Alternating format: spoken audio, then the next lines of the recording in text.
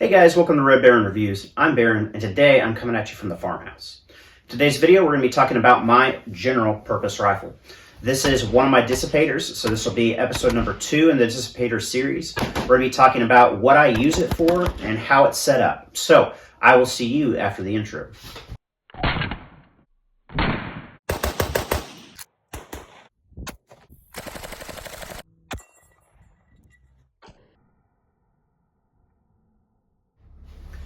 So before we get into the specs on the rifle and what all I have on this, we need to talk about why I built it and what I have it set up for, the purpose behind this rifle.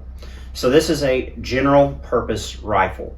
So in the term of tools, guns being tools, some have specific uses like a range toy or a deer rifle or something for home defense, a truck gun.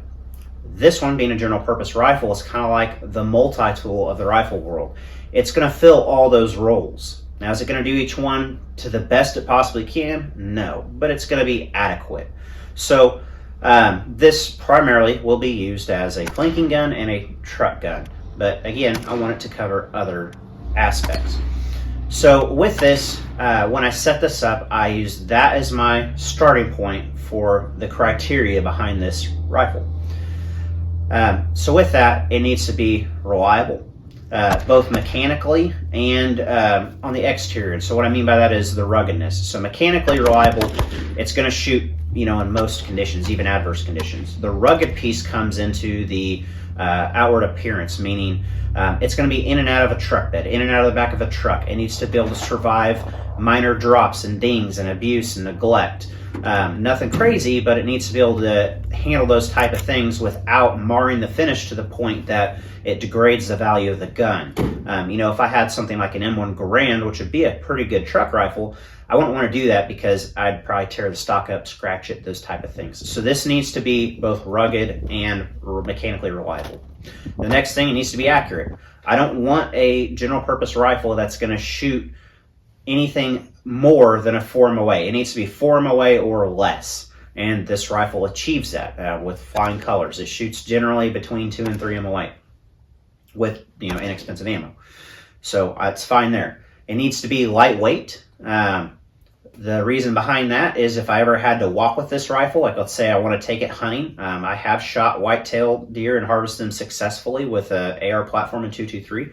If I want to use this for that, I can, and it's going to do that, but that requires a lot of walking, a lot of hiking. If I had to patrol or something like that, something maybe more military in nature, at least the thought process there, I could do it because this rifle is reasonably lightweight. And then simple.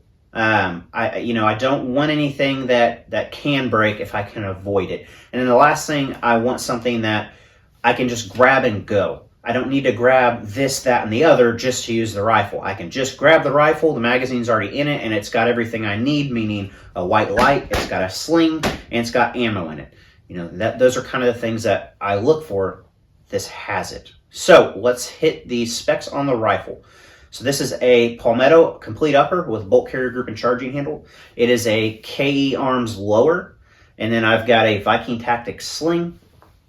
This is kind of a stand-in. Normally I run a Streamlight, but I have a O-Light, white light, and then a Colt detachable carry handle, and a Magpul sling mount. So what this is, starting from the front here, 16-inch barrel, again, all Palmetto, A2 birdcage flashlighter. I'm very happy with that muzzle device. Have them on most of my ARs.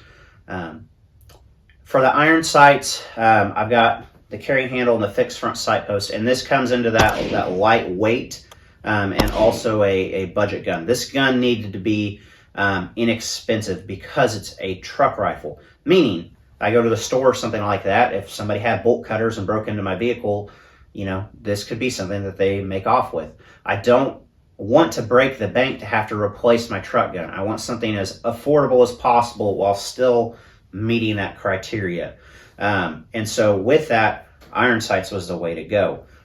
Yes, I could put a red dot on it, but then backup iron sight, then we're talking a QD mount, even though now reliable red dots are 60, 70 bucks.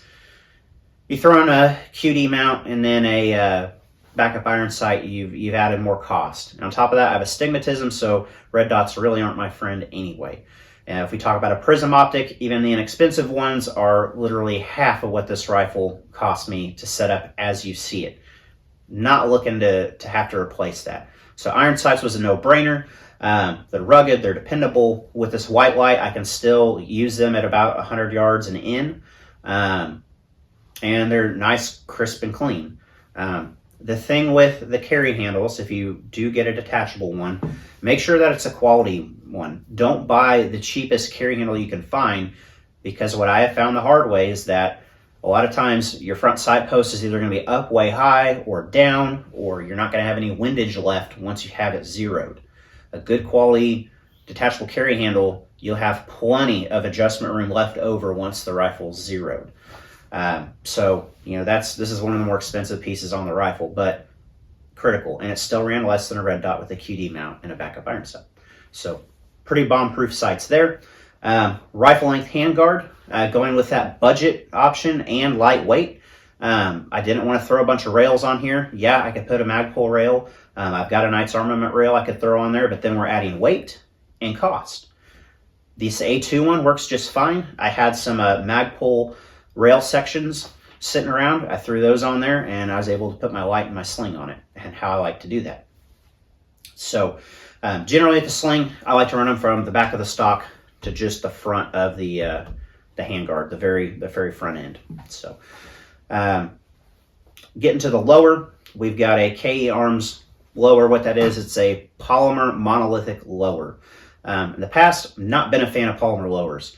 I've used the Plum Crazy brand a few times, and they're okay, but they don't wear well. They're not going to be a long-term solution. During the panics after Sandy Hook, yeah, they were an option because they're what was available, but today's day and market, I don't care for them. This KE Arms lower, though, has been phenomenal. I absolutely love it. I'm running just a mil-spec trigger in here. Again, back to that reliability, yet still it's a good trigger, and it keeps the cost down. The only thing that I've done with this lower is the addition of a metal butt plate, and that goes back to that ruggedness, that durability. Also, if I needed to use this to hammer on something, I've got a metal butt plate, I can do that. The sling, as I mentioned, is a Viking Tactics.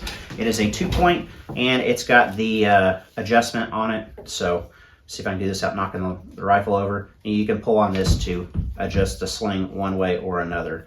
A little easier to do when it's on your person, but so there's that. I will not have a truck gun, a general purpose rifle, anything like that that could even be remotely considered a duty rifle without a sling. It's like having a holster for your handgun. You need it. This gun has been utterly reliable. It's been great. It's inexpensive. I think this whole thing, as you see set up, I'm in it maybe $600. That includes the light, the sling. Granted, I did have some of the stuff laying around the house, like this mount and these Magpul rail attachments, but most of this, to throw it together, under $600. That's, you know, end of 2021, tail end of the panic buying stuff from COVID, but still very easy to do. It's just a matter of finding these lowers in stock. So, guys, if you have any questions, as always, ask them down in the comments. Please like, comment, share, subscribe. All those things help me out quite a bit. And I will be seeing you guys in the next video. Thank you.